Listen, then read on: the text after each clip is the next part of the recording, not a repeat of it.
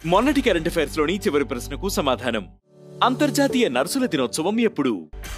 ప్రతి సంవత్సరం మే 12వ తేదీన అంతర్జాతీయ నర్సుల దినోత్సవాన్ని నిర్వహిస్తారు. వైద్య రంగంలో నర్సు వృత్తికి గౌరవాన్ని తెచ్చిన ఫ్లోరెన్స్ నైటింగేల్ గౌరవార్థం ఆమె జయంతి రోజున ఈ అంతర్జాతీయ నర్సుల దినోత్సవాన్ని నిర్వహిస్తుంటారు. ఇక మొదటిది, టెస్టులకు విరాట్ కోహ్లీ గుడ్ బై.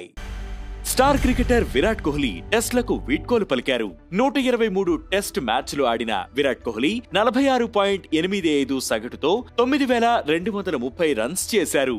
సచిన్, ద్రావిడ్, గవాస్కర్ తర్వాత టెస్టుల్లో అత్యధిక పరుగులు చేసిన 4వ ఆటగాడిగా నిలిచారు. టెస్టుల్లో విరాట్ కోహ్లీ ఖాతాలో 7 డబుల్ సెంచరీలు ఉన్నాయి. ఇక రెండవది, ఏషియన్ రైస్ కు సంబంధించి తొలి పాన్ జీనోమ్ ను సృష్టించిన శాస్త్రవేత్తలు. వ్యవసాయ రంగంలో మరో ముందడుగు పడింది. చైనీస్ అకాడమీ సైన్సెస్ సహా పలు సంస్థలకు చెందిన శాస్త్రవేత్తలు సంయుక్తంగా చేసిన పరిశోధనలో ఆరిజా సాటివా ఎల్ అనే ఏషియన్ రైస్ కు తొలి పాన్ జీనోమ్ క్రియేట్ చేశారు. వివిధ వరి రకాల తాలూకు జన్యువుల మిశ్రమాన్ని పాన్ జీనోమ్ అని అంటారు. దీనివల్ల భవిష్యత్తులో మరింత సమర్థవంతమైన వరి రకాలను తయారు చేసే అవకాశం ఉంటుంది. ఇక మూడవది, భారత్లో తగ్గిన ప్రసూతి మరణాల రేటు. భారత్లో ప్రసూతి మరణాల రేటు గణనీయంగా తగ్గింది. 2018-20లో ప్రసూతి మరణాల సంఖ్య సగటున 1,97గా ఉండగా 2019-21 లెక్కల ప్రకారం అది 93కి తగ్గినట్టు తేలింది. వైద్య సదుపాయాలు మెరుగవడం వల్ల ఈ మరణాల రేటు తగ్గింది. గరిష్టంగా 175 మరణాలతో మధ్యప్రదేశ్ అగ్రస్థానంలో ఉంది. ఇక నాలుగవది, యుఎస్ చైనా టారిఫ్ వార్ కు బ్రేక్.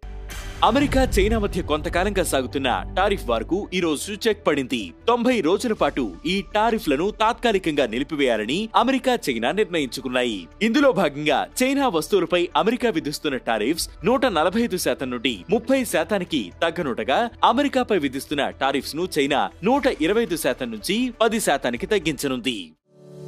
ఇక ఐదవది, భారత్ ఐరోపా సమాఖ్య మధ్య మరోసారి FTA చర్చలు. ఐరోపా సమాఖ్యతో ఫ్రీ ట్రేడ్ అగ్రిమెంట్ కు సంబంధించి భారత్ మరోసారి చర్చలు ప్రారంభించింది.